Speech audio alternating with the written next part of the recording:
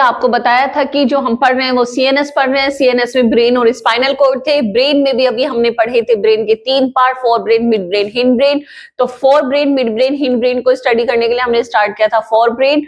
Fore brain में आपको बताया 3 मेन पार्ट्स जो एरियाज थे इसके, जिसमें फर्स्ट नंबर पे था आपका ऑल्फैक्टरी लोब, सेकंड नंबर पे था आपका सेरिब्रम जिसे हम सेरिब्रल हेमिस्फीयर भी बोलते हैं, और थर्ड नंबर पे आता है आपका डायनसिफेलोन। ठीक है, तो अभी जो हम बात कर रहे हैं वो किसकी कर रहे हैं, सेकंड पार्ट, क्योंकि हम ऑल्फैक्टरी लोब्स को बहुत अच्छे से अभी पीछे डिटेल में पढ़ चुके हैं कि ऑल्फैक्टरी लोब किस तरह से स्ट्रक्चर उनकी प्रेजेंट होती है, और सेरिब्रम हेमिस्फीयर्स जो होता है वो उनको अच्छे तरीके से पूरी तरीके से क्या कर लेता है, कवर अप कर लेता है।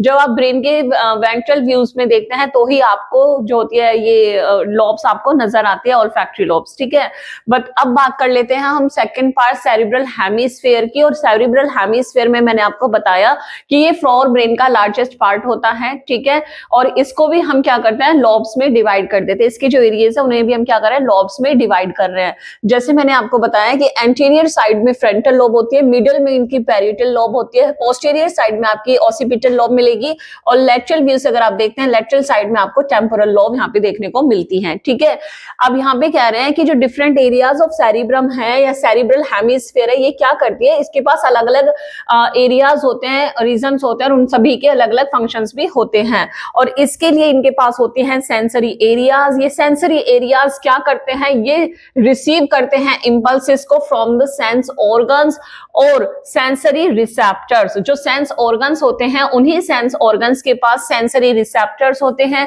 उन्हीं सेंसरी रिसेप्टर्स से सेंसेस को, इंपल्सेस को रिसीव किया जाता है सेंसरी एरियाज में। और ये सेंसरी रिसेप्टर्स या सेंस ऑर्गन्स जो होते हैं वो होते हैं आपके eyes, ears, tongues, nose and skin. ठीक है, similarly cerebrum also have the motor areas. बेटा ये ध्यान देने वाली बात है कि जो आपका इसमें सेरिब्रम हेमिस्फीयर है, इसमें रिसीविंग के लिए, इंपल्सेस को रिसीव करने के लिए सेंसरी एरिया तो है ही, इसके साथ साथ इसमें आपको मोटर एरिया भी मिलता है। मोटर एरिया क्या करता है, आपको पहले भी बताया था जब हमने नर्वस सिस्टम को स्टार्ट किया था कि मोटर एरियाज का क्या काम होता है। मोटर एरियाज मोटर इंपल्सेस को ब्रेन से रिसीव करती है। ठीक है, जो ब्रेन होता है, ब्रेन के पास जो भी इंपल्सेस आए, ठीक है, इलेक्ट्रिकल इंपल्सेस आए स्टिमुलीज को से जनरेट होके, तो वो ब्रेन जिसको भी देगा वो क्या देगा, वो देगा motor impulses. Motor impulses motor neurons ही रिसीव करती है और इन्हें मोटर ऑर्गन्स तक लेकर जाती हैं। ठीक है, तो यहाँ पे कह रहे हैं कि जो ये सेरिब्रल हेमिस्फीयर है, इसमें क्या होता है, सेंसरी एरियाज के साथ साथ मोटर एरिया भी प्रेजेंट होता है। और मोटर एरिया जैसे आपको नाम से ही पता है, ये करता है क्या, विच सेंड इंस्ट्रक्शंस, ये इंस्ट्रक्शंस को सेंड करेगा ब्रेन से। मोटर एरियाज में जब इंफॉर्मेशन आती है ब्रेन में, तो ये क्या करता है, मोटर एरियाज में इंस्ट्रक्शंस को सेंड कर देता है in the forms of impulses. और कौन सी इंपल्सेस निकालता है ब्रेन, मोटर इंपल्सेस। तो मोटर इंपल्सेस की फॉर्म में ये वेरियस इफेक्टर्स, इफेक्टर्स क्या होते हैं, जो रेस्पॉन्स शो करते हैं। ठीक है, मोटर ऑर्गन्स जो आपके इफेक्टर्स होते हैं वो क्या होते हैं, जो जैसे कि आपकी मसल्स हो जाती हैं और आपके ग्लैंड्स हो जाते हैं, ये क्या है, ये इफेक्टर्स होते हैं, ये इफेक्ट शो करते हैं इन द फॉर्म्स ऑफ रिस्पॉन्स। ठीक है, तो ये सेरिब्रम से क्या होता है, मोटर एरियाज क्या कर रहे हैं, ये अपनी इंफॉर्मेशंस को ब्रेन से लेने के बाद कहां भेज रहे हैं, ये सेंड कर देते हैं इंपल्सेस की फॉर्म में इफेक्टर्स को। इफेक्टर्स होती हैं आपकी मसल्स, और ये ही मसल्स जो होती है वो रेस्पॉन्स करती है टू द स्टिमुली। जो भी स्टिमुली को रिसीव किया गया है उससे आपने इलेक्ट्रिकल इंपल्सेस जनरेट होते हैं। वो इलेक्ट्रिक इंपल्सेस जो होते हैं क्या, कहां भेज दिए जाते हैं, मोटर ब्रेन में भेज दिए जाते हैं, और वहां से मोटर एरियाज के थ्रू वो भेज दिए जाते हैं किसके पास, इफेक्टर्स के थ्रू, इफेक्टर्स में। ठीक है, और ये ही इफेक्टर्स क्या करते हैं, रेस्पॉन्स शो करते हैं किसी भी स्टिमुली के लिए। बेटा फिर अब आगे देखते हैं कि अभी मैंने आपको बताया कि जो सेरिब्रल हेमिस्फीयर है इसमें क्या होते हैं, 4 डिफरेंट लॉब्स होती हैं। अब 4 डिफरेंट लॉब्स का जो वर्क है वो भी अलग अलग है। क्यों, क्योंकि इनके पास जो रिसेप्टर्स होते हैं वो एक स्पेशल स्टिमुलस को ही क्या करते हैं, सेंस करते हैं। और इसी बिहाफ पे हम इनके जो फंक्शंस है वो भी देखेंगे कि रिसेप्टर्स के अकॉर्डिंग इनके वर्क भी डिफरेंट होते हैं। तो देखते हैं 4 लोब्स के क्या क्या फंक्शंस होते हैं। तो आपको बताया कि there are specific regions in the cerebrum for each kind of the stimulus and its response. हमारा जो सेरिब्रम था या सेरिब्रल हेमिस्फीयर है, इसमें अलग अलग जोन्स होते हैं, और हर एक जोन का क्या होता है, रीजन का क्या होता है, अलग तरीके से स्टिमुलस को रिस्पॉन्स करने का तरीका होता है। जैसे कि पहले की अगर हम बात करें, फर्स्ट नंबर पे आता है हमारा क्या, एंटीरियर फ्रंटल लोब। ये क्या है, ये वो रीजन है जो हमारी स्पीच को कंट्रोल करता है, हमारे फेशियल एक्सप्रेशंस या मस्कुलर एक्टिविटीज को करता है कंट्रोल, या फिर ये हमारी जो मेंटल हाई मेंटल एक्टिविटीज होती है उनको कंट्रोल करता है। तो हम देखेंगे कि फ्रंटल लोब जो फोर ब्रेन है, फोर ब्रेन का सेरिब्रल हेमिस्फीयर का वो पार्ट होता है फ्रंटल लोब, जो हमारी speech, facial, muscular activities as well as higher mental activities को कंट्रोल करता है। वहीं दूसरी तरफ अगर आप देखेंगे टेम्पोरल लोब को, तो टेम्पोरल लोब क्या होती है, टेम्पोरल लोब जो होती है वो हमारी लेटरल साइड में प्रेजेंट होती है और is the reasons for the auditory receptions and hearing. ये हमारी कानों से आवाज को सुनने के लिए जो होती है वो वर्क करती है। ठीक है, ऑसिपिटल लोब्स ये क्या करती है, is the reasons for the visual reception, यानी ये साइट का काम करती है, ये विजुअलाइजेशन में हेल्प करती है। ठीक है, तो ऑसिपिटल लोब क्या हुआ, ऑसिपिटल लोब सेरिब्रल हेमिस्फीयर का वो पार्ट होता है जो हमारी विजुअल रिसेप्शंस या फिर साइट यानी विजन में काम करता है। ठीक है, और ये इसकी फोर्थ लोब है, लास्ट वन, जिसे हमने कहते हैं पैरिएटल लोब। पैरिएटल लोब हमारे टच के लिए, टेस्ट के लिए, या हमारे टेम्परेचर को कंट्रोल करने के लिए, स्मेल के लिए, इन सारी चीजों के लिए जाना जाता है एंड कॉन्शियस एसोसिएशन ये बनाता है। ठीक है, तो इस तरीके से हमने देखा कि जो सेरिब्रल हेमिस्फीयर है उसकी 4 डिफरेंट लॉब्स होती है, हर एक लॉब का अपना एक अलग काम होता है। ठीक है, each lobe also has some areas is called association. हर एक लॉब के अंदर कोई ना कोई ऐसी स्ट्रक्चर या एरियाज होते हैं जो एसोसिएट होते हैं एक दूसरे के साथ, विच स्टोर इंफॉर्मेशंस एंड एक्सपीरियंसेस। यानी जैसे आपने एक बार सुना तो उस आवाज को आप रिकॉग्नाइज कर सकते हो किसकी आवाज है, एक बार आपने स्मेल ली तो आप उसको पहचान सकते हो कि किस चीज की स्मेल है, क्या फ्रेग्रेंस है। ठीक है, दूसरा तो ये क्या करते हैं कि इन सभी लॉब्स में जो सेरिब्रल हेमिस्फीयर की जो डिफरेंट लॉब्स हैं इनके पास कोई ना कोई एक एसोसिएशन पार्ट होता है, रीजन होता है, जो वो क्या कर लेता है, आपकी इंफॉर्मेशंस को स्टोर भी करता है और एक्सपीरियंसेस भी रखता है। ठीक है, तो these association areas control thinking, memory, learning and emotions. ठीक है, तो दीज एसोसिएशन, ये जो स्ट्रक्चर्स हैं, ये जो एसोसिएशंस हैं, ये क्या करती हैं, ये वो दीज एसोसिएशन एरियाज कंट्रोल, ये कंट्रोल करती हैं क्या, थिंकिंग को कंट्रोल करती हैं, आपकी मेमोरी को कंट्रोल करती हैं, आपकी लर्निंग को कंट्रोल करती हैं एंड इमोशंस को भी कंट्रोल करती हैं। और इंटरनली अगर आप देखें तो each cerebral hemisphere possess a fluid filled cavity is called lateral in vertical. हर एक सेरिब्रल, क्योंकि मैंने आपको पहले ही बताया था जो सेरिब्रल हेमिस्फीयर है ये कितने होता है हमारे बॉडी में, 2 सेरिब्रल हेमिस्फीयर्स होते हैं और ये करते हैं फ्लूइड फिल्ड कैविटी को अपने पास रखते हैं, जिसके अंदर इसी को हम क्या कहते हैं, सेंट्रल वेंट्रिकल्स भी हम इसको कहते हैं। ठीक है बेटा, हम बात कर रहे हैं सेरिब्रल हेमिस्फीयर के बाद फोर ब्रेन के थर्ड पार्ट डायएन्सेफेलॉन के बारे में। ठीक है, डायएन्सेफेलॉन क्या कह रहा है कि it lie on the inferior side, inferior यानी अंदर की तरफ होती है, क्योंकि ऊपर से तो सेरिब्रम है। ठीक है, सेरिब्रल हेमिस्फीयर ऊपर की तरफ है, लेकिन उसी के नीचे जो वेंट्रिकल्स होते हैं उसी इनर साइड्स में क्या प्रेजेंट है, थर्ड वेंट्रिकल के नीचे की तरफ ही आपका डायएन्सेफेलॉन प्रेजेंट होता है। तो it lie on the inferior side, अंदर की साइड में प्रेजेंट होता है ऑफ द सेरिब्रम, सेरिब्रम के अंदर की तरफ ये प्रेजेंट होता है और ये आपको से विजिबल होता है in the brain bye ventral views. Okay, it's roof is called the epithalamus. इसकी जो रूफ होती है, जो डायएन्सेफेलॉन है, इसकी रूफ अगर आप बात करते हैं तो उसको हम कहते हैं क्या, एपिथैलेमस। इसकी जो साइड्स होती हैं उन्हें हम कहते हैं थैलेम या थैलेमस, और इसका जो फ्लोर होता है इसको हम कहते हैं क्या, हाइपोथैलेमस। ठीक है, हाइपोथैलेमस के बारे में आपको पता ही होगा, different type of the hormones release करता है और फाइनली कंट्रोल करता है the secretions of the pituitary gland. ठीक है, diencephalon has narrow cavity is called the third ventricle. जो कैविटी प्रेजेंट होती है, जैसे कि सेरिब्रल हेमिस्फीयर के नीचे जो लेंट्रल वेंट्रिकल थी, उसी तरीके से डायएन्सेफेलॉन के पास भी एक फ्लूइड फील्ड कैविटी होती है जिसे हम थर्ड वेंट्रिकल कहते हैं।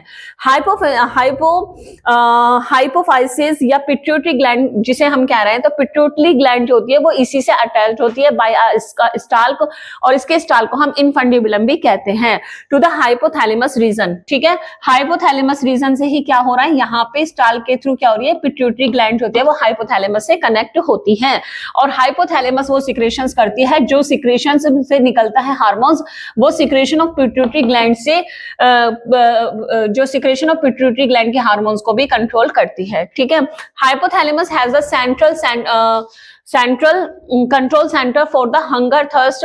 ये कह रहे हैं कि जो हाइपोथैलेमस है ये कंट्रोल करता है, क्या क्या कंट्रोल करता है? Hypothalamus has control centre.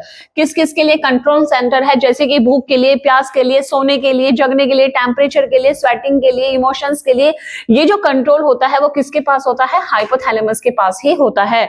It secrets neuro hormones. बेटा ये न्यूरो हार्मोन्स को भी सीक्रेट करता है, विच regulate the secretions of the anterior lobe. क्योंकि पिट्यूटरी ग्लैंड जो होती है उसके पास दो लोब होती है, anterior lobe and posterior lobe. तो एंटीरियर लोब के से निकलने वाले जो हार्मोन्स होते हैं उनको ये क्या करते हैं? पिट्यूटरी लोब के एंटीरियर, पिट्यूटरी ग्लैंड के एंटीरियर लोब के सिक्रेशंस को भी न्यूरो हार्मोन जो निकलते हैं वो कंट्रोल करते हैं।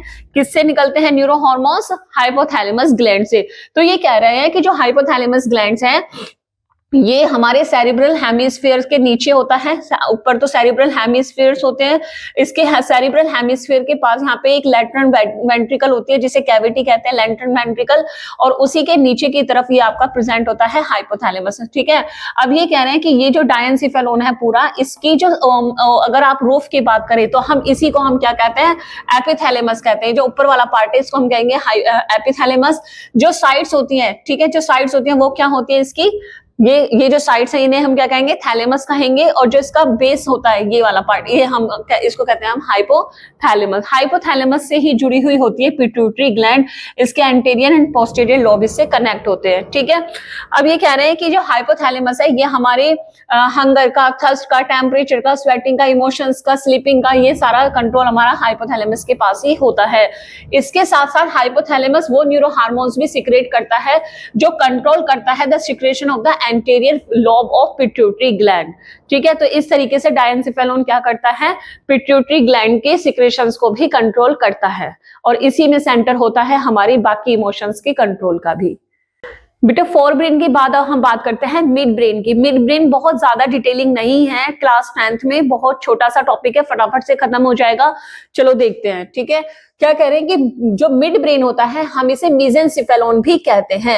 It is significantly small, region ये काफी छोटा है as comparatively to other parts of the brain के, and it consist of 2 fibre track. इसके अंदर 2 फाइबर के ट्रैक्स होते हैं जिन्हें हम क्रेरा सेरिब्री कहते हैं। इसके अलावा इसमें 2 स्वेलिंग्स भी प्रेजेंट होती हैं जिन्हें हम उनकी पोजीशंस के बिहाफ पे सुपीरियर और इंफेरियर कॉलिक्यूली कहते हैं। दोनों साइड्स में ये प्रेजेंट होती हैं। द फाइबर ट्रैक का काम क्या होता है? जो मेन फंक्शन है वो यही है बेटा कि जो फाइबर ट्रैक्ट है ये क्या कर रहा है, जिसको अभी मैंने नाम आपको बताया क्रेरा सेरिब्री, ये क्या करता है? ये हाइंड ब्रेन को फोर ब्रेन से कनेक्ट करने का काम करता है। ये सबसे ज्यादा इंपॉर्टेंट है, एमसीक्यूज में आ सकता है, इसे ध्यान रखना। फोर ब्रेन को हाइंड ब्रेन से जोड़ने का जो काम कर रहा है वो मिड ब्रेन का ही ये फाइबर ट्रैक करता है जिसका नाम है क्रेरा सेरिब्री। ठीक है, इसके अलावा the 4 swellings of both side जो प्रेजेंट होती हैं स्वेलिंग्स, जिसे हम इनको हम आपस में क्या कहते हैं? Corpora quadri. क्वाड्री यानी 4 के लिए आया है, क्वाड्री जेमिना इसमें प्रेजेंट होती है, 4 स्वेलिंग्स इसमें प्रेजेंट है। The 2 superior colliculi have centres. जो ऊपर वाली 2 स्वेलिंग्स थी जिन्हें हम कॉलिक्यूली कह रहे हैं, उसके पास होता है हमारी विजन के रिफ्लेक्सेस प्रेजेंट होते हैं, साइट रिफ्लेक्सेस इसमें प्रेजेंट होते हैं। ठीक है, तो कहने हैं कि जो ऊपर वाली सुपीरियर कॉलिक्यूली है have centres for site reflexes. Site reflexes के लिए इनके पास सेंटर प्रेजेंट होते हैं। जबकि अगर हम बात करें कि वाइल द 2 इंफीरियर कॉलिक्यूली, जो नीचे वाली इंफीरियर कॉलिक्यूली है उसके पास क्या है? सेंटर फॉर ऑडिटरी रिफ्लेक्सेस के लिए उसके पास सेंटर प्रेजेंट होता है। The mid brain control reflex movement of. अब बात करेंगे सेकंड, फर्स्ट मैंने आपको बताया कनेक्शन का काम करता है, सेकंड आपको बताया है कि जो मिड ब्रेन है वो क्या करता है? रिफ्लेक्स मूवमेंट शो करता है या कंट्रोल करता है, जैसे कि head, neck and trunks in a response to visual and auditory stimuli. सुनने देखने के बाद जो आपकी बॉडी मूव करती है ये कंट्रोल कौन करता है? मिड ब्रेन करता है। The eye muscles change in pupil size as well as shapes of the eye lenses. Eye pupil का साइज कम या ज्यादा होता है लाइट के सोर्स और अमाउंट पे, और ये जो चीजें कंट्रोल होती हैं वो होती है with the help of mid brain. ठीक है, मिड ब्रेन ही हमारे आई के लेंस की शेप को चेंज करता है और साइज ऑफ द प्यूपिल को भी चेंज या कंट्रोल करता है। बेटा फोर ब्रेन के अब हम आ गए हैं थर्ड पार्ट पर। सबसे पहले हमने पढ़ा फोर ब्रेन, फिर पढ़ा हमने मिड ब्रेन, और अब हम कर रहे हैं क्या, हिंड ब्रेन। ठीक है, हिंड ब्रेन के भी आपको पता होगा तीन मेन पार्ट्स होते हैं, जैसे कि सबसे पहले होता है आपका सेरिबिलम, सेकंड नंबर पे होता है पोन्स वेरोलाई, और थर्ड नंबर पे आता है आपका मेडुला ओब्लोंगेटा। सेरिबिलम इसका मेन पार्ट होता है बेटा। जो सेरिबिलम होता है वो हमारा सेरिब्रम हेमिस्फीयर के बाद सबसे लार्जेस्ट जो पार्ट होता है वो सेरिबिलम ही होता है। ये हमारे ब्रेन का कम से कम 12.5% पार्ट को कवर अप करता है, और हमारे बॉडी की पोस्चर में सबसे जो मेन फंक्शन है वो सेरिबिलम ही प्ले करता है। ठीक है, तो ये बताया है सेरिबिलम क्या करता है कि cerebellum is the second largest part of the brain, हमारे ब्रेन का सेकेंड लार्जेस्ट पार्ट होता है, और ये कॉन्स्टिट्यूटिंग होता है near by 12.5% of it, brain का 12.5% पार्ट ये बनाता है। और इसके पास दो चीजें हैं, सबसे पहले तो है इसके पास एक हेमिस्फीयर, लेटरल हेमिस्फीयर इसके पास प्रेजेंट होता है, और एक इसमें सेंट्रल वर्मी प्रेजेंट होती है। ठीक है, और फंक्शन की अगर हम बात करें कि सेरिबिलम फंक्शन क्या करता है, तो बेटा ये मेंटेन करता है the posture, the equilibrium and the muscles tone, हमारी मसल्स की टोन को और जो हमारी बॉडी की पोस्चर है ये उसको कंट्रोल करता है। अल्कोहलिक कंडीशंस में सेरिबिलम जो होता है वो वर्क नहीं करता, जिसकी वजह से बैलेंसिंग में प्रॉब्लम आती है, और वो बैलेंस अपने जो पर्सन है जो अल्कोहलिक कंडीशन में होता है वो अपने बॉडी को प्रॉपर तरीके से पोस्चर में नहीं ला पाता। ठीक है, क्यों? क्योंकि वहां पे जो सेरिबिलम है वो प्रॉपर वर्क नहीं कर पाता। तो सेरिबिलम का मेन फंक्शन हो गया कि हमारी बॉडी के पोस्चर में काम करता है। सेकंड नंबर पे हम बात करें पोन्स वेरोलाई, ये क्या करता है? Pons Varolii control some aspect of respiration, ये रेस्पिरेशन कंडीशंस को कंट्रोल करने में कहीं ना कहीं एक रोल प्ले करता है। थर्ड नंबर पे आता है आपका मेडुला ओब्लोंगेटा। मेडुला ओब्लोंगेटा क्या है? ये पोस्टीरियर पार्ट में प्रेजेंट होता है। बेटा ये जो पार्ट है हमारा हिंड ब्रेन का, ये पीछे होता है, स्कल नहीं होता, सॉफ्ट पार्ट में ये प्रेजेंट होते हैं। Medulla oblongata is the posterior most part of the brain, ये बिल्कुल पीछे की तरफ प्रेजेंट होता है, लाई बिलो द सेरिबिलम, और सेरिबिलम के नीचे की तरफ ये प्रेजेंट होता है।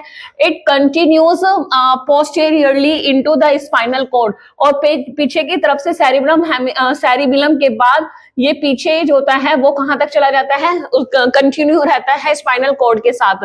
It contains a fluid filled cavity is called the fourth ventricle. बेटा थर्ड वेंट्रिकल आई थी आपकी, जो आपके सेरिबुलर सेमी, ये इस तरह से, ये देखो सेरिब्रल जो हेमिस्फीयर्स थे ये फर्स्ट और ये सेकंड, इनके अंदर की तरफ से जो एक खाली कैविटी थी सबसे लार्ज, वो थी आपकी थर्ड वेंट्रिकल, और अभी यहाँ पे है आपका फोर्थ वेंट्रिकल।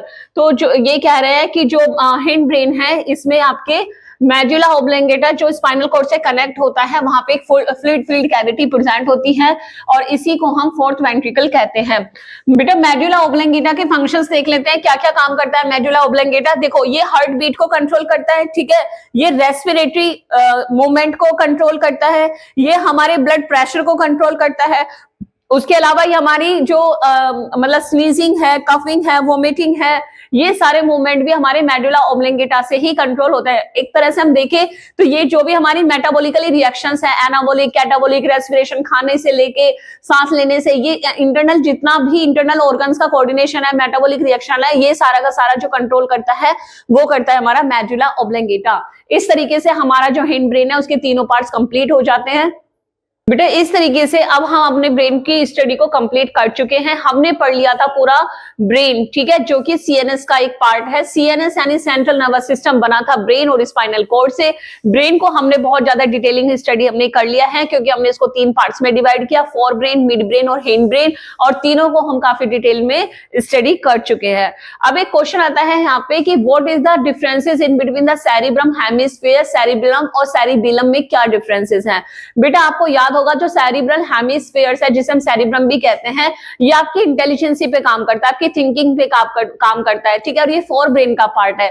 जबकि जो सेरिबिलम था ये आपका हिंड ब्रेन का पार्ट है, और ये आपकी बॉडी की पोस्चर को मेंटेन रखने में काम करता है।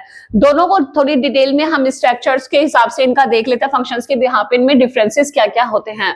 अगर हम सेरिब्रम की बात करें तो सेरिब्रम क्या था? फोर ब्रेन का ही सेकेंड नंबर पार्ट था, सेरिब्रल हेमिस्फीयर्स, जो हमारे बॉडी यानी ब्रेन का सबसे ज्यादा बड़ा यानी लार्जेस्ट पार्ट को कवर करता है।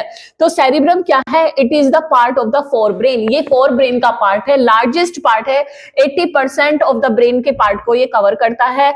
उसके बाद it forms the front superior end lateral sides of the brain, ये फ्रंट सुपेरियर यानी आगे से पीछे तक का ये पूरा क्या करता है, ब्रेन का सुपेरियर पार्ट बनाता है और lateral sides of the brain भी ये बनाता है इस तरीके से बेटा। और इसके अगर हम आगे बात करते हैं तो इसमें क्या होता है, इसमें दो पार्ट्स होते हैं जिन्हें हम सेरिब्रल हेमिस्फीयर कहते हैं, ठीक है।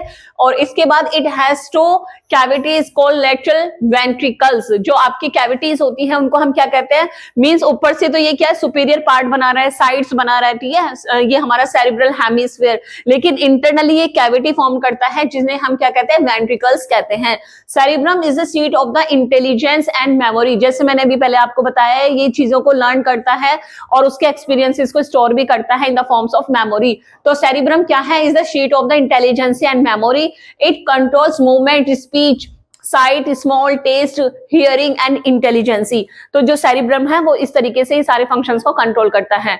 वहीं अगर हम बात करें सेरिबिलम की, तो अभी आपको बताया था सेरिबिलम क्या है, एक हिंड ब्रेन का पार्ट होता है और ये सेकेंड लार्जेस्ट पार्ट होता है हमारे ब्रेन का, 12.5% को कॉन्स्टिट्यूट करता है।